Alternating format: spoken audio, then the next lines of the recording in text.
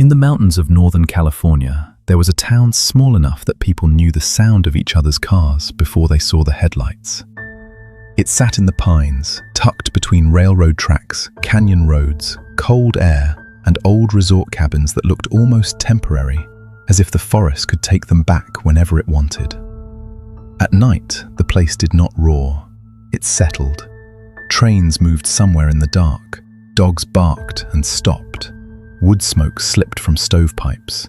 Porch lights floated between the trees like little warnings. And in one cabin, on one April night, children went to bed believing morning would arrive the way mornings always had. It did arrive, but the house did not wake with them.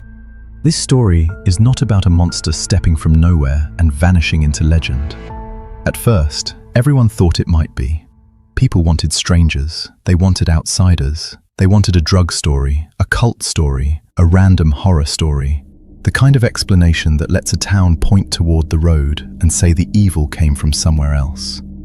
But cold cases have a way of changing shape after the first fear settles. Years later, when old boxes were opened, when missing recordings were found, when a rusted object was pulled from water, and when words written after the murders were read again, the story became less about strangers in the dark and more about something worse. Proximity. The possibility that the thing everyone feared had not come from deep in the woods at all. The possibility that it had walked over from very close by. Tonight, we go back to a cabin where 3 children slept through something no child should ever have been near. Where one little girl vanished from the room after everyone thought the killing was finished.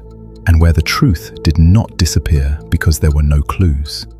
It disappeared because the clues were scattered, dismissed, misplaced, misunderstood, or left waiting for another generation of investigators to ask the right question.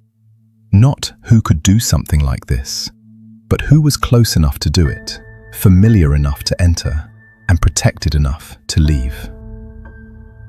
This is false fiction. Unscripted truth with no rules. Keddie was not the kind of place people moved to because they wanted glamour. It was a small railroad community in Plumas County, California. A place of cabins, trees, tracks, steep roads, thin money, and weather that could make a house feel smaller than it was. People passed through Keddie. Some stayed because they had nowhere better to go. Some stayed because the mountains made their troubles feel quieter. Some stayed because rent was cheap and the world outside was expensive. The cabins at the old resort had once promised escape, fresh air, fishing, families in summer, the kind of rural holiday where children ran between porches and adults sat outside with coffee while trains moved through the canyon. By 1981, the shine had worn off. Some cabins were tired, some families were temporary, some stories were private. People carried divorces, money problems, old arguments, addictions, custody worries, and the kind of loneliness that hides well in small towns because everybody knows your name, but not always your life. Cabin 28 sat among those cabins like any other. Not grand, not remote in the cinematic sense, not isolated enough that a scream should belong only to the trees. It had neighbors. It had children nearby. It had windows, steps, ordinary furniture, the clutter of a family trying to make a difficult life work. Inside lived Sue Sharp and her children. Sue was 36 years old.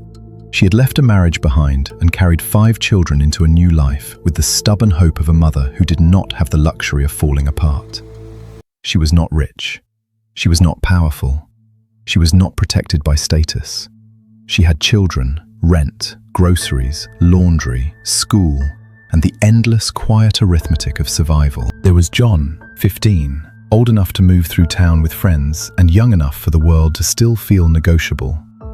There was Sheila, 14, old enough to help, old enough to notice tension, still young enough to expect that a sleepover next door would be a simple thing. There was Tina, 12, a child on the edge between little girl and teenager, moving between cabins, watching television, returning home because someone told her the time. And there were the younger boys, Rick and Greg, children who should have been allowed to remember that cabin for nothing worse than bunk beds, arguments, and Saturday noise. The Sharps were not living inside a mystery yet. They were living inside an ordinary struggle. That is the first thing the story asks us to remember. Before a place becomes a case name, it is just a home. Before a woman becomes a victim, she is a mother trying to make the next day happen. Before children become names in an archive, they are children asking what is for dinner, where their shoes went, who gets to watch what on television, and whether they are allowed to sleep over at a friend's house. The cruelty of this case is that the ordinary stayed ordinary until it did not. No one woke that Saturday morning thinking the date would become permanent. No one looked at cabin 28 and saw a room that would be photographed, measured, whispered about, searched, abandoned, revisited, and finally demolished. No one looked at the children and thought one of them would grow old, carrying the memory of opening a door. That is how horror enters real life. Not with music, not with warning, with a Saturday. Sue Sharp was not a mythic figure. She was not a symbol walking around inside her own tragedy. She was a working, worried, imperfect, protective mother trying to hold together a household after a separation. People later tried to make the case larger than her life. They filled the silence with theories. They asked whether drugs were involved, whether strangers came from outside, whether the crime was ritualistic, whether someone had selected the cabin for reasons no one understood. But Sue's life did not need a cinematic conspiracy to be difficult. She had moved across the country after leaving her husband. She had 5 children with her. She had family nearby, but not enough comfort to make everything easy. She had to begin again in a place where beginning again meant cheap rent, borrowed support, and making a weathered cabin feel safe. Cabin 28 was not beautiful, but it was roomier than where they had been. It gave the children walls and beds and a base. For a family that had moved and struggled, that mattered. Sue's days were likely made of small, practical things. Food, washing, rides, children going in and out, people stopping by, neighborhood talk, money worries, the 1,000 tiny negotiations of a mother who cannot afford to make every problem visible. There were people around the family, neighbors, friends, children from other cabins, adults with their own complicated lives. Keddie was small enough that domestic arguments did not stay entirely private. A woman's friendship with another woman could be noticed. A marriage ending next door could become part of the air. Men could resent things no one else had the right to control.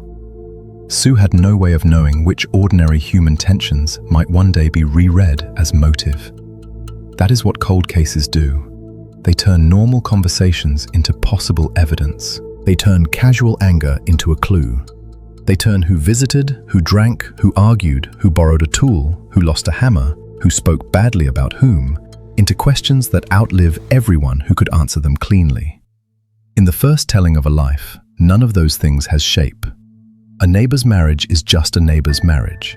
A teenager's friend sleeping over is just another child in the house. A man being angry is just a man being angry. A missing household item is just another misplaced tool.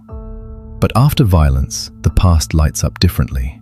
Sue did not know that in the days before her death, her kindness, her friendships, her possible advice to another woman, and the people circling her cabin would later be placed under a cold, late, investigative light. She did not know that years later, investigators and journalists would ask whether she had made an enemy close enough to the house to enter without breaking anything. She did not know that one boy sleeping under her roof that night connected the cabin to another household in a way that would matter for decades. She only knew the day in front of her, a Saturday, children, errands, a house, the last ordinary hours of her life.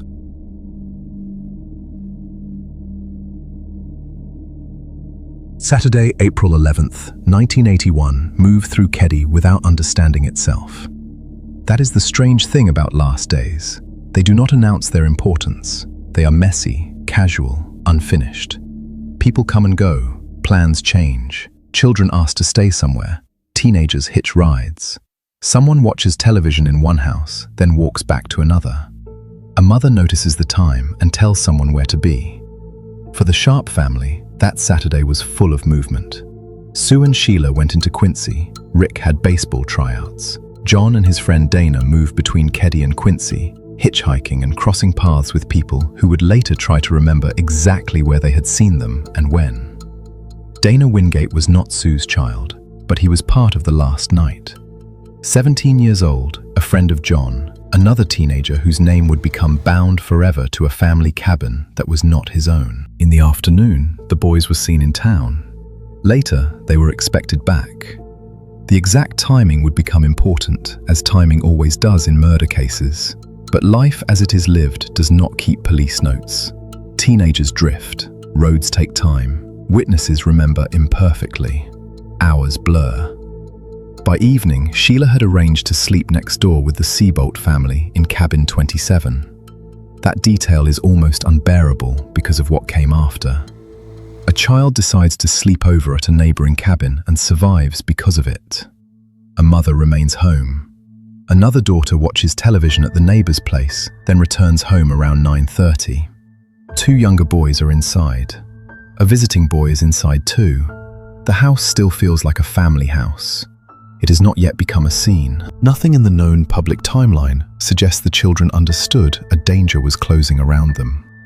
Nothing suggests Sue looked at the door and knew her last night had begun.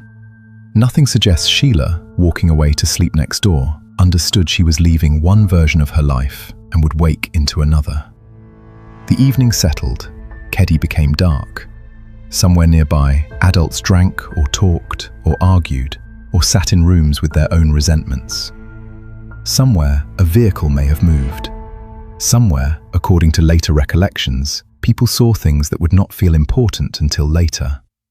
A van, a sound, a figure, a scream that might have been muffled. The problem is that small towns hear many things and know very few of them in real time. A noise at night can be a fight, an animal, a car, a drunk neighbor, a television, a door, a dream. Only later does a sound become evidence. Only later does someone say, "I did hear something." Only later does a parked vehicle become a clue. Only later does a child's sleeping arrangement look like fate. Inside cabin 28, the household entered its final night. Sue was there. John was there. Dana was there. Tina was there. Rick and Greg were there. A boy named Justin was there too, sleeping over with the younger children. That is all the listener needs to know for now. A mother, her children, a friend, and one extra boy inside a cabin that should have been safe. Outside, the forest held its breath. The murders in cabin 28 did not happen in the middle of a desert. They happened among other cabins. That is one of the reasons the case has always disturbed people. The house was not a lonely farmhouse miles from help. It was part of a small community. Nearby families were home. A girl was sleeping next door. Younger children were in the back room. The violence was not quiet in its nature, yet the night passed without anyone stopping it. That does not mean no one heard anything. Some later accounts describe neighbors who heard a sound in the early hours, something like muffled screaming, but could not place it clearly enough to act. Others heard nothing. Sheila, sleeping nearby, did not wake to the kind of disturbance that would have told her the world was ending next door. This is the awful realism of violent crime. The brain needs certainty before it moves. A strange noise at night asks a person to make a decision while half asleep. Is it serious? Is it private? Is it dangerous to interfere? Did I imagine it? Will I look foolish if I call someone? Is it coming from the road? From another cabin? From a television? From a dream? In that hesitation, minutes disappear. And in cabin 28, the minutes mattered. Whoever entered that room did not simply kill and flee. The scene later suggested time, struggle, and control. Sue, John, and Dana were attacked in the living room. They were bound. A telephone was left off the hook. Lights were off. Curtains were closed. A door showed no obvious sign of forced entry. The house did not read like a burglary gone wrong in the simple sense. It read like people had been inside with purpose. But purpose can be difficult to translate. Investigators arriving at a chaotic homicide scene often want a theory quickly. Because theory gives order to terror. Was it drugs? Was it robbery? Was it a cult? Was it a stranger? Was it personal? Was it sexual? Was it revenge? Was it more than one offender? Here, the scene resisted neat explanation. Sue was dead. John was dead. Dana was dead. 3 younger children were alive in a bedroom, and one child, Tina, was gone. If the killers were strangers who wanted to kill everyone, why were 3 children left alive? If the killers came only for Sue, why were John and Dana dead? If the killers came for the teenagers, why was Sue dead? If Tina had been taken because she witnessed something, why was she the only child taken? The case asks questions faster than it answers them. And the night itself did not leave a confession. It left bodies. It left children. It left a missing girl. It left small-town silence. It left the first version of the mystery, the one everyone could agree on because it required no names. Someone came to cabin 28. Someone killed. Someone left. And when morning arrived, the person who opened the door was 14 years old. Morning should have returned Sheila Sharp to the ordinary world. She had slept next door at the Seabolts. She was 14. The walk home was short, the kind of distance a child does without thinking, especially in a small place where houses are close and family is close, and nothing about the air seems to announce catastrophe. Sheila went back to cabin 28. The door opened, and her childhood split in 2. There are discoveries that no person should have to make and no child should ever carry. Sheila saw enough to know something was terribly wrong. Her mother was in the living room, her brother was there, Dana was there.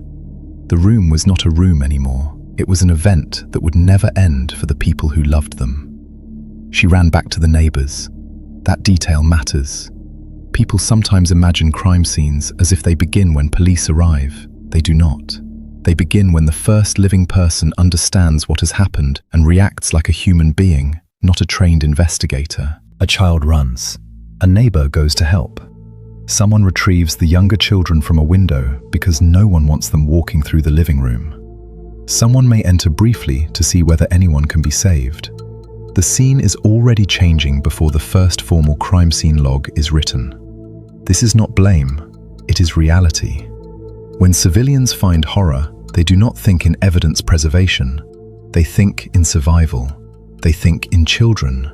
They think in screams, shock, and the need to get people out. Rick, Greg, and Justin were removed from the bedroom. They were physically unharmed. 3 children had been inside the house, while 3 people were murdered in the next room. That fact alone would haunt the case. How did they sleep? Did they sleep? What did they hear? What did they see? What did fear, shock, childhood, and suggestion do to their memories afterward? Those questions would become especially important for one child in particular, but not yet. At first, the immediate panic was simpler. Sue was gone. John was gone. Dana was gone.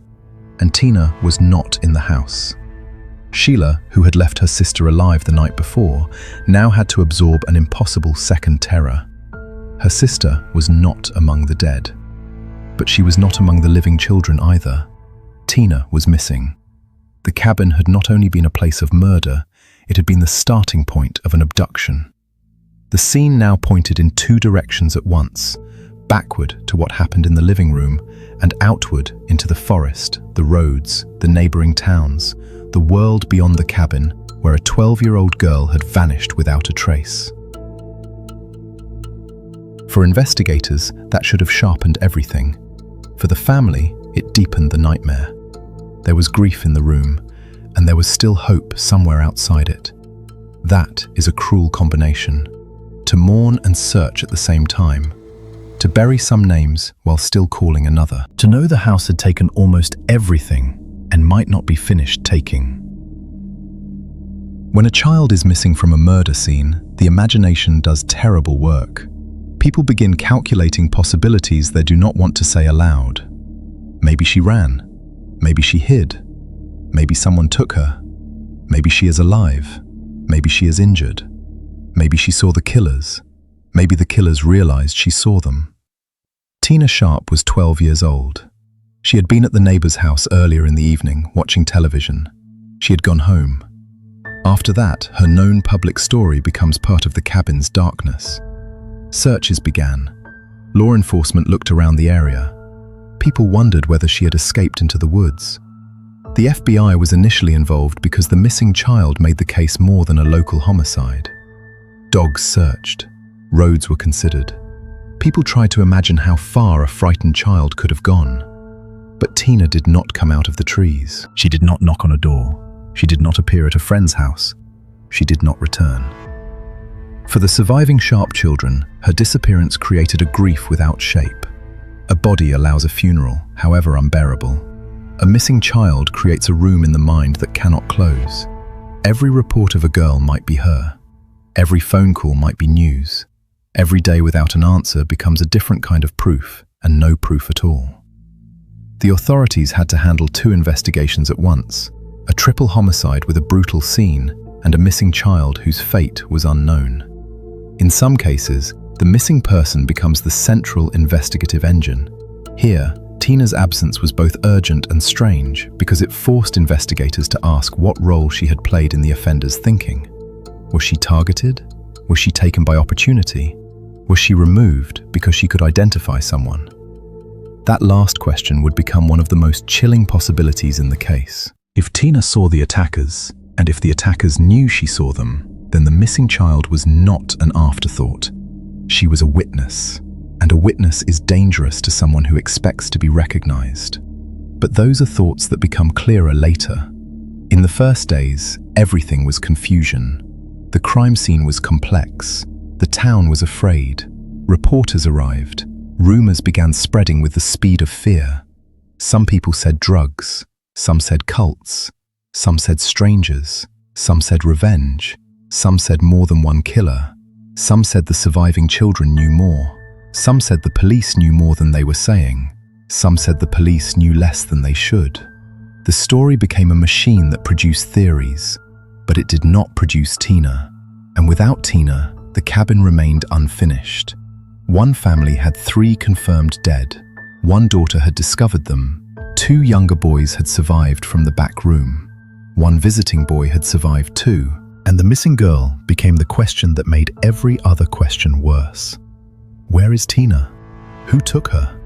Why her? And if she was taken because she saw the killer, then what did that say about the killer? That he was not a stranger to the house? That he was not a shadow from far away? That he had a face a 12-year-old girl would know? In the beginning, those questions were only possibilities. Years later, they would sound like warnings that had been waiting in the file from the first morning. Small towns can love a stranger theory. Not because people are foolish, but because the alternative is unbearable. If strangers did it, then the evil came from somewhere else. It drove in, killed, vanished, and left the community wounded but innocent. If strangers did it, everyone in town can grieve together without looking too hard at the house next door, the man down the road, the friend who was drinking at the bar, the neighbor whose marriage was falling apart, the person who knew the family routines. A stranger theory gives fear a direction. Look outward, search the highway, ask who passed through, find the unknown men. In Keddie, sketches were created from a child's account. 2 men, sunglasses, descriptions that seemed to offer something solid. If the public could look at faces, even drawn faces, then the mystery had form. The sketches moved through the investigation like a promise. Somewhere, the drawing suggested, there were men who matched. Somewhere, someone had seen them. Somewhere, a pair of outsiders could be named. But sketches are only as strong as the memory behind them and the process that creates them. A frightened child's account is delicate. A memory described after trauma, after nightmares, after adult questioning, after hypnosis, can become a difficult thing to interpret. It may contain truth. It may contain fragments. It may contain images placed by fear into the wrong order. It may be both important and unreliable at the same time. That is the problem investigators faced with the boy who had slept in the cabin. His early statements were not simple. Later accounts differed. At one point, he described elements as if they had come from a dream. Under hypnosis, he gave a more detailed account involving 2 men. The investigation followed that shape. 2 men, unknown men, possible strangers. But stranger theories can become tunnels. Once a case begins traveling down one road, every new clue is tempted to fit that road. A van becomes the stranger's van. A scream becomes the stranger's violence. The lack of forced entry becomes less important than the fear of nameless attackers. The missing child becomes part of an outsider narrative. Meanwhile, other questions can grow quiet. Who had reason to be angry with Sue? Who was close to the cabin? Who would enter without forcing a door? Who would be recognized by Tina? Who might leave children alive because one of those children belonged, in some emotional or practical way, to him? Those questions were there, but the story the town could bear was easier. Unknown men, unknown motive, unknown direction. And when a case is terrifying enough, unknown can almost feel safer than known. Because known means you may have seen him at the store. Known means your child may have played with his child. Known means the killer may have watched the investigation from close enough to hear people talk about it. Known means the cabin was not invaded by darkness from outside. Known means the darkness already had a key, a name, a reason, or a neighbor. In the early investigation, the public got sketches. The family got funerals. The surviving children got questions. Every murder investigation is a fight against contamination. Not only physical contamination, though that matters. Footprints, fingerprints, blood evidence, fibers, objects moved, doors opened, rooms entered by people trying to help. There is another kind too, narrative contamination. The moment people begin talking, a case starts collecting stories. Someone heard something. Someone thinks they saw a van. Someone remembers an argument. Someone repeats a rumor about drugs. Someone says the mother was involved in another woman's business. Someone says the boys knew people in town. Someone says the surviving child had nightmares. Someone says the police are hiding something. Some of it may be true. Some of it may be partially true. Some of it may be small-town fear wearing a witness statement's coat. Investigators have to sort all of it while the clock is moving and the public is afraid. In Keddie, that sorting has been criticized for decades. Later sheriffs, investigators, journalists, and family members would describe the early investigation as troubled, disorganized, or mishandled. Those are not small words. In a cold case, early mistakes become permanent obstacles. You cannot retake a first crime scene 40 years later. You cannot ask a traumatized child the first question again. You cannot restore a lost chain of custody with regret. The scene had been entered by civilians before investigators fully controlled it. Important evidence appears to have been underused or overlooked. Theories competed before facts settled. People were interviewed, polygraphs were taken, suspects were considered and released. The case did not stop moving because there was nothing to look at. It stopped moving because the movement failed to arrive anywhere. That is a different kind of failure. A file can be thick and still be empty at its center. A town can be full of rumors and still have no arrest. A family can know there are answers somewhere and still watch the years begin to cover them. In the weeks after the murders, Tina's name remained alive in public appeals. Her face, her age, her missing status. But as days became weeks, hope changed texture. It did not disappear. Families rarely get the mercy of clean hope ending. It became harder, thinner, more painful to hold. For Sheila, the surviving daughter who had opened the door, the case became not only a public mystery, but a private sentence. She had to live with memory. She had to live with not knowing. She had to live with the strange cruelty of having survived by sleeping one cabin away. And she had to live in a world where people could discuss her family's murders like a puzzle. That is another injury true crime audiences must understand. A cold case is not cold to the people left behind. It is active every time the phone rings. Every anniversary, every documentary, every rumor, every new investigator. Every time someone says, "I think I know who did it." And for years in Keddie, people thought many things. But thought is not proof. Suspicion is not justice. A sketch is not a charge. A rumor is not a trial. So the case frayed. At one end, a brutal living room. At the other, a missing child. Between them, a town full of theories and a family waiting for a truth that kept moving just out of reach. For 3 years, Tina Sharp was missing. 3 years is long enough for a child to become a teenager in absentia. Long enough for a family to imagine birthdays that do not happen. Long enough for hope to become a ritual rather than a feeling. Long enough for a town to grow used to the fact that one of its worst questions has no answer. Then, in April 1984, in another county, near Camp 18 and Feather Falls, human remains were found. Not a living child, not a runaway, not an escape. Remains. A skull fragment. Bones. Items nearby that investigators would later connect with the missing girl. In June 1984, the remains were identified as Tina Sharp. The missing child case became a fourth homicide. For the family, it was both answer and devastation. The uncertainty changed, but it did not heal. Tina was found, but the finding raised questions that may have been even worse than the not knowing. How had she got there? Who took her from cabin 28? Was she killed the same night? Was she moved immediately? Why was she taken so far from the others? And who knew where she was? That last question became chilling because of what happened after the discovery was publicized. A call came into the Butte County Sheriff's Office.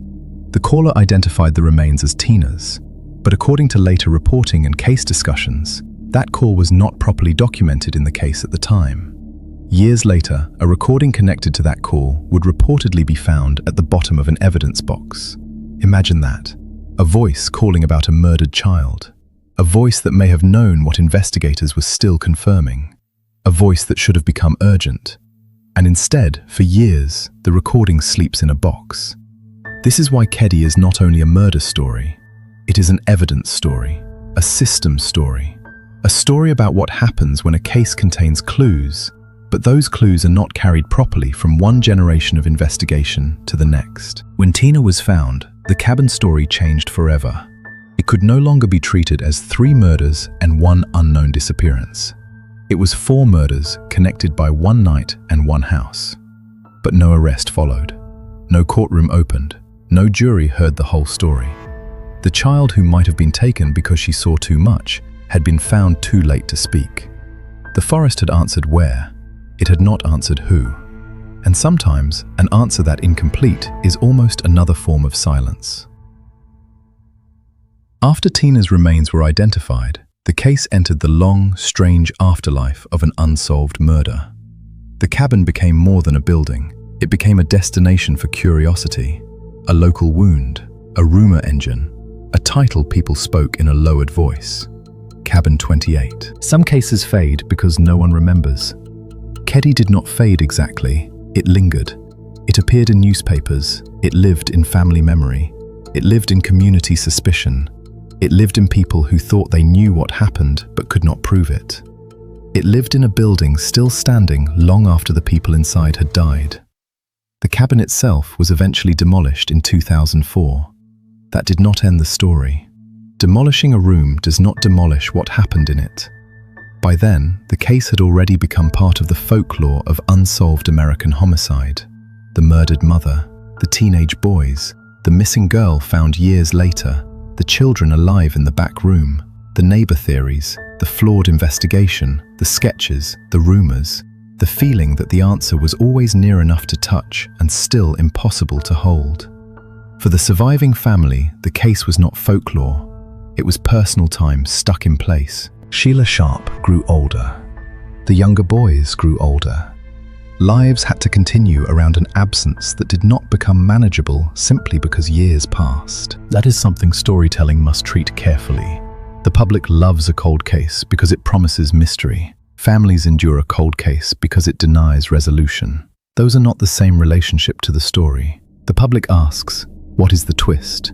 The family asks, why did no one stop them? The public asks, what clue was missed? The family asks, who would we be if that clue had mattered sooner? The public asks, could this be solved now?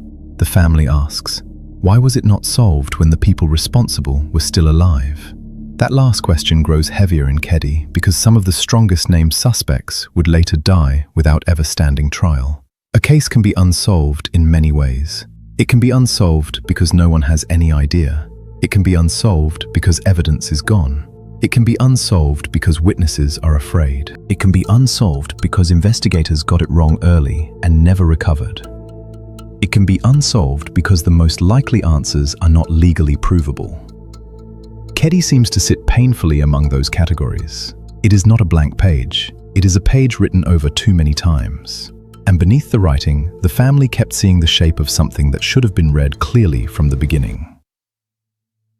Years after the murders, the case came back to life in the hands of people who were not willing to let the first investigation be the final word. Cold case work is not glamorous in the way television imagines. It is boxes, dust, property tags, old photographs, statements typed on paper, lab reports written in another era, names of people who have died, addresses that no longer exist, phone numbers disconnected for decades, evidence that may or may not still be testable, and always the knowledge that the first chance was the best chance, and it is gone. But sometimes, in a cold case, time gives something back. DNA improves. People who were afraid begin talking. Old loyalties weaken. A new investigator sees what a previous investigator normalized. A daughter refuses to let the file become a tomb. In Keddie, later investigators and family advocates began re-examining the record with a harder eye. They looked again at names that had been present from the beginning. They looked again at physical evidence. They looked again at the movements of people around the cabin. They looked again at items that had been mentioned, lost, found, or ignored. And in the reopened story, one fact became harder to avoid. The mystery did not only point outward, it pointed next door. But before we name the people, we need to understand why that matters. There was a child in the back room that night who was not one of Sue's children. He was a friend of the younger boys. He had slept over. He survived. His memories became part of the investigation. His account helped form the image of two men. For years, he was discussed mainly as a child witness, a boy in the room who may have seen or heard pieces of the attack.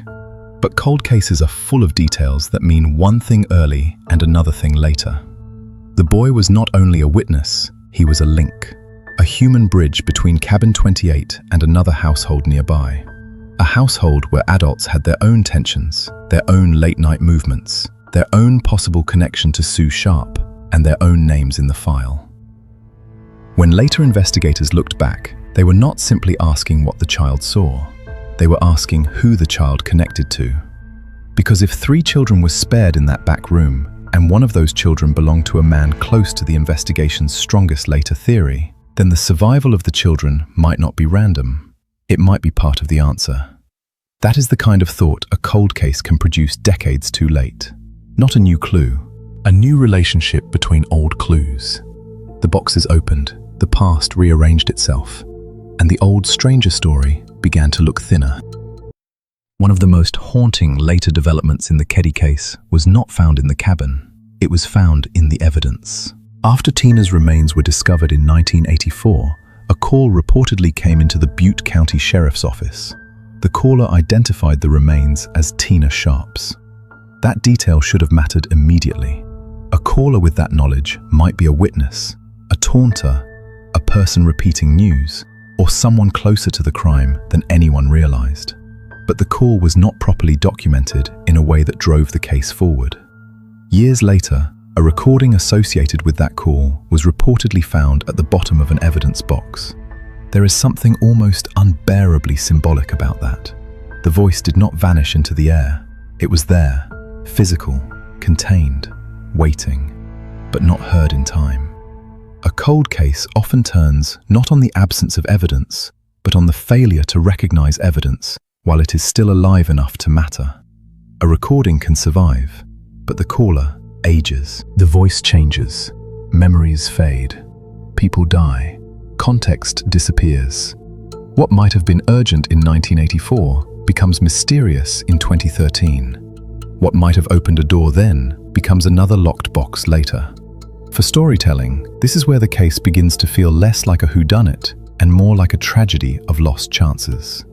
Because imagine being the surviving family and learning that a recording existed. Imagine wondering whether the person on that line knew something. Imagine wondering who listened, who filed it, who forgot it, who could have acted, and what might have happened if someone had treated that call like a hand reaching out of the dark. The tape does not solve the murders. That is important. It is not a confession. It does not name the killer in a way the public can treat as legal proof. But it changes the emotional geometry of the case.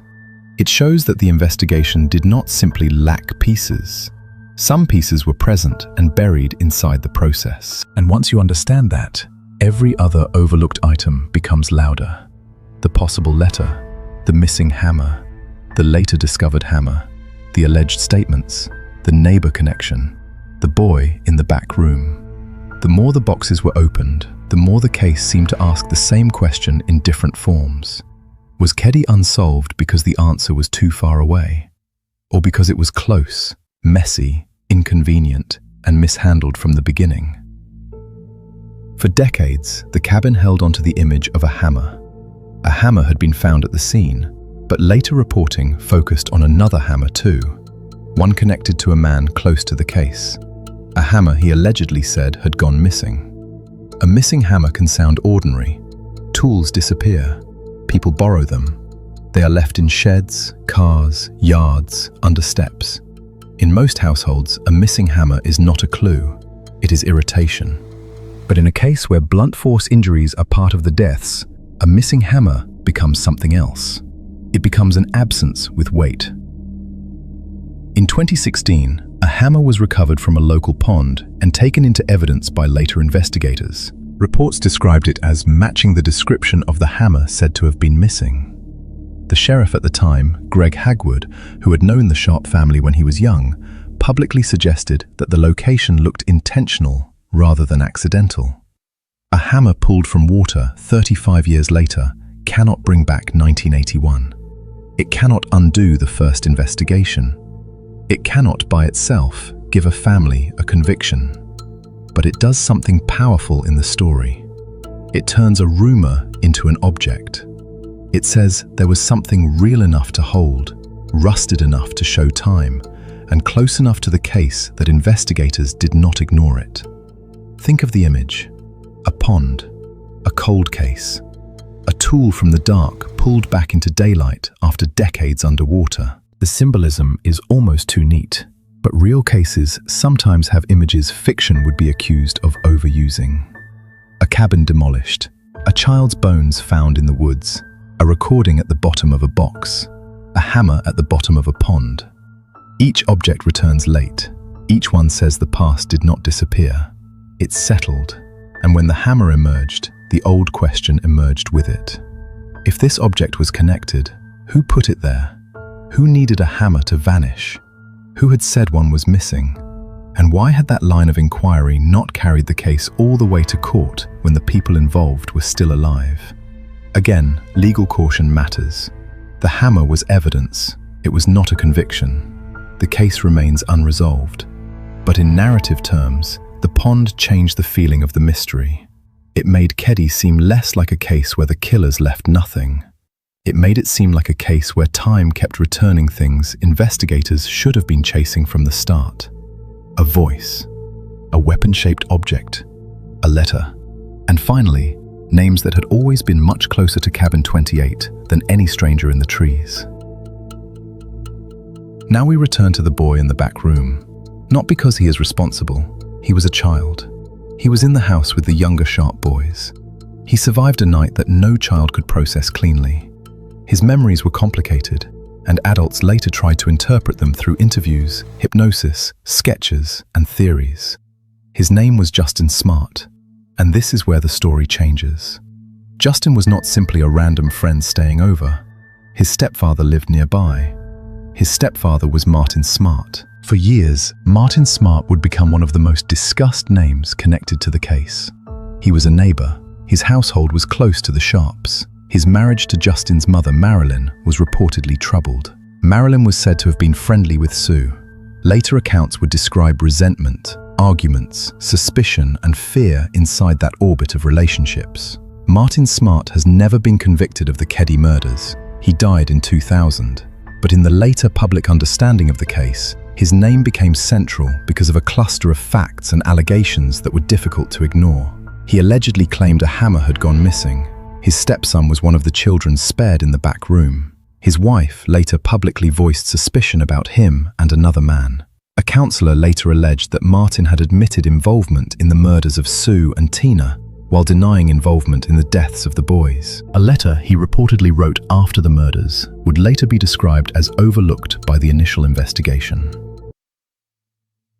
The case suddenly stops looking like a faceless horror story and begins looking like something more intimate. A neighbor, a marriage, a child sleeping in the house, a mother who may have been encouraging another woman to leave, a man who may have resented the people in cabin 28. This is not the same as proof, but it is a different kind of fear. The first fear says, unknown men came from nowhere. The second fear says, the answer may have been walking around the resort while everyone searched beyond it. And if that is true, or even partly true, then the 3 children left alive in the back room are no longer merely an impossible mercy. They become a question. Were they spared because the killers did not know they were there? Were they spared because killing children was not part of the plan? Were they spared because one of those children was connected to one of the men? Were they spared because the killers believed they were asleep and useless as witnesses? And Tina? Was Tina taken because she saw too much? The later allegations would suggest that possibility, but again, allegations are not verdicts. The important storytelling point is this. The case's twist is not that there was a secret supernatural answer or a cinematic mastermind hiding in another state. The twist is that some of the most disturbing lines ran through the ordinary social world around the cabin. Not far, next door, not mythology, domestic resentment, not an unknown evil, a known man, a known household, a known child, and a set of leads that, for reasons still argued about, did not become justice. There was another name in the later theory, John Buberday, often called Bo. He was reportedly connected to Martin Smart and was said to have been staying with or near the Smart household around the time of the murders. Public accounts have described him as a man with a criminal past and alleged organized crime ties, though the extent and relevance of those claims remain part of the contested fog around the case. Like Martin Smart, Bo Buberday was never convicted in the Keddie murders. He died in 1988. That matters, because by the time later investigators and the public began focusing more intensely on Smart and Buberday, both men were beyond prosecution. A dead suspect cannot be cross-examined. A dead suspect cannot be arrested. A dead suspect cannot explain a letter, a missing hammer, a timeline, an alibi, a friendship, a statement, a rumor, or the reason a child might have survived in a back room. Death can become the final locked door in an investigation that already had too many. Marilyn Smart, Martin's wife and Justin's mother, later made statements that pointed suspicion toward Martin and Bo. She said things in later media that made the old night sound less like a stranger attack and more like something that came back into her own house before dawn. She described waking and seeing the men burning something in the wood stove. She described suspicion. She described fear. She described Martin's hostility toward Johnny Sharp. Again, these are later statements and allegations. They must be treated as such. But they belong in the story because they are part of how the case changed shape over time. The public first saw sketches of unknown men. Later, the public heard from someone inside a neighboring household who believed the men may have been known all along. That is the movement of the Keddie story. From outside to inside, from strangers to neighbors, from faceless threat to domestic connection, from the forest to the cabin next door. The names do not solve the case legally, but they change the listener's understanding of why the case still hurts. Because if the strongest theory is true, then the original investigation did not simply fail to find an invisible killer. It failed to carry forward leads around people within arm's reach. And that is the kind of failure families replay forever. What if someone had pushed harder? What if the letter had been treated differently? What if the missing hammer had mattered sooner? What if the child's connection to the neighboring household had been understood differently? What if Tina was not taken by a stranger because she was unlucky? What if she was taken because she knew him? In an unsolved case, the word "if" becomes a prison. Is one of the reasons Keddie refuses to rest. After the murders, Martin Smart reportedly left the area and went to Reno, Nevada. From there, according to later reporting, he wrote to his wife Marilyn about the collapse of their relationship and included a sentence that would become one of the most unsettling pieces associated with the case. The sentence has been reported as, "I've paid the price of your love and bought it with 4 people's lives." A sentence like that does not require theatrical music, it carries its own sound. Read one way, it is a confession. Read another way, it is melodrama from a disturbed man after a horrific event. Read legally, it is not the same as a conviction. But read inside the Keddie case, beside the missing hammer, beside the neighbor connection, beside the counselor's alleged statement, beside Tina's removal, it becomes difficult to place back in the drawer and pretend it is ordinary. Later investigator Mike Gamberg reportedly said the letter had been overlooked in the original investigation and was never admitted as evidence. That is the word that stings. Overlooked. A family had been murdered. A child had disappeared. A man close to the case allegedly wrote about 4 lives. And the letter did not become the courtroom moment it might have been. Again, we must keep the legal frame clear. Martin Smart was not convicted. No jury weighed the letter with all evidence. No defense tested its meaning in court. No judge made findings that he killed the Sharp family and Dana Wingate. But storytelling is not only about legal endings. It is also about moral unease. The letter is morally uneasy. It is one of those artifacts that makes a cold case feel less empty and more failed. Because if a file contains a sentence like that, the public cannot help asking why the case stayed unsolved. Was the sentence known and dismissed? Was it misplaced? Was it impossible to corroborate? Did investigators believe another theory more strongly? Did small-town relationships complicate police judgment? Did the case become too chaotic too early? Or did the first investigation simply not understand what it had? The answer may be a mixture of all those things. That is often how justice fails. Not one dramatic cover-up, not one evil decision, but a chain of small failures, professional limitations, assumptions, personalities, missing paperwork, misplaced recordings, over-trusted polygraphs, underused leads, and time. Time does the rest. The letter arrives late in our story because that is how it arrived for the public understanding of the case. Not as the first clue, as the line that makes everything before it look different. The cabin, the children, the missing girl, the neighbor, the hammer, the voice in the box. 4 people were dead, and a man close to the story had allegedly written words that sounded as if he knew the cost. There is another reported piece of the later Keddie narrative that sits uneasily beside the letter. A counselor who had reportedly worked with Martin Smart later alleged that Martin admitted involvement in the murders of Sue and Tina while claiming he had not killed John and Dana. According to accounts of that allegation, Tina was said to have been killed because she had witnessed too much. That idea changes the emotional center of the case. If Tina was taken because she could identify someone, then her disappearance was not random. It was not an extra cruelty after the fact.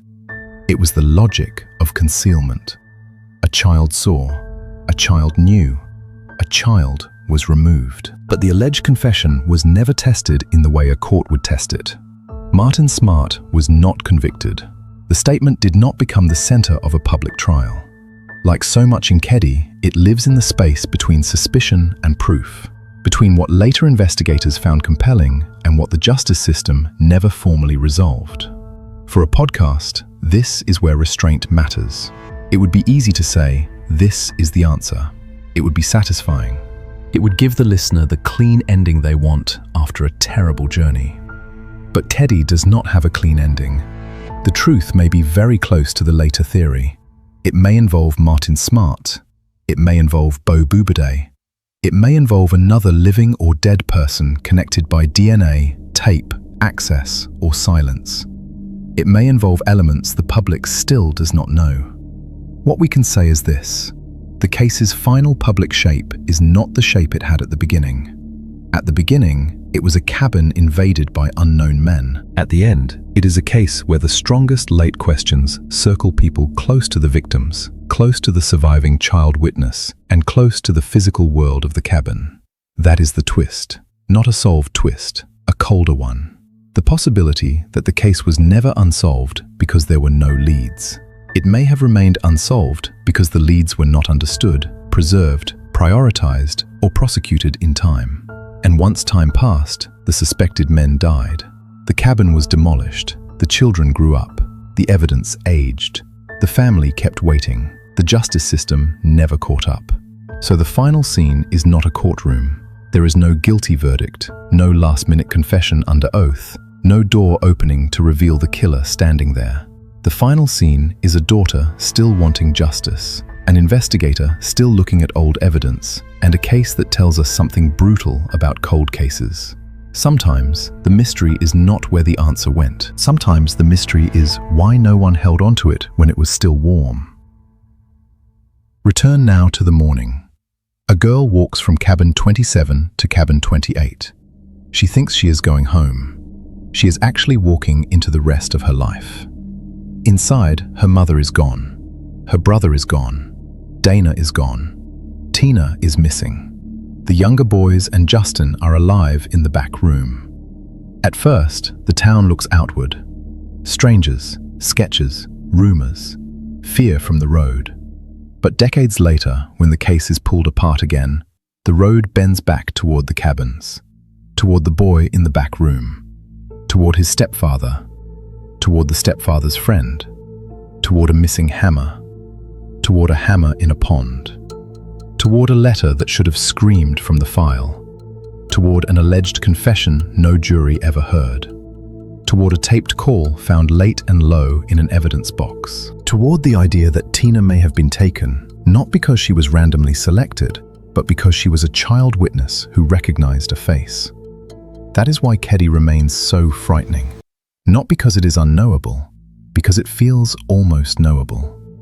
It feels like standing on the porch of a ruined cabin with the answer on the other side of a door that no longer exists. The murders of Sue Sharp, John Sharp, Dana Wingate, and Tina Sharp remain unsolved. No one was convicted. No final legal truth has been handed to the family. And so the story stays open. But open does not mean empty. Open means unresolved. Open means there are names in the file, objects in evidence, claims in interviews, and family members who have spent decades watching the world turn their pain into a puzzle. The responsible thing is not to pretend we can solve it from the outside. The responsible thing is to tell the story in the order the horror revealed itself. First, a mother trying to start over. Then, a Saturday night. Then, a daughter at the door. Then, a missing child. Then, years of no answer. Then, bones in another county. Then, a recording in a box. Then, a hammer in water. Then, a letter. Then, the realization that the most chilling road may not have led out of Keddie at all. It may have led next door. And that is where the case leaves us. Not with certainty, with a shape. A mother and 3 children destroyed or taken from one cabin. 3 children left alive in a room. A community that wanted strangers.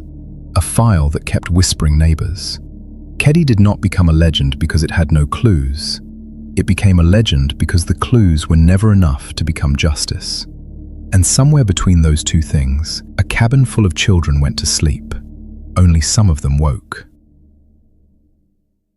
There are cold cases that feel frozen because time has taken everything. Keddie feels different. It feels frozen because too much was left half-held.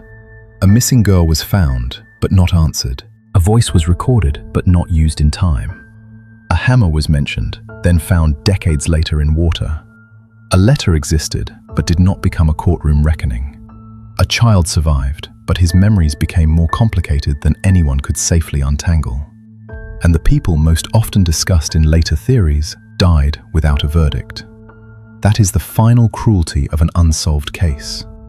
The public can move on whenever it wants. The family cannot. They do not get to say, "That was a fascinating mystery," and close the tab. They carry birthdays, anniversaries, faces, bedrooms, last conversations, and the knowledge that a home can become history for the worst possible reason. The Keddie cabin murders remain one of America's most haunting cold cases, not because of the violence alone, but because of what came after. The silence, the mistakes, the delayed evidence, the unanswered proximity, the feeling that the truth may have been there early, standing close enough to be interviewed, close enough to be named, close enough to leave, and close enough to die before justice ever arrived. This has been False Fiction, unscripted truth with no rules.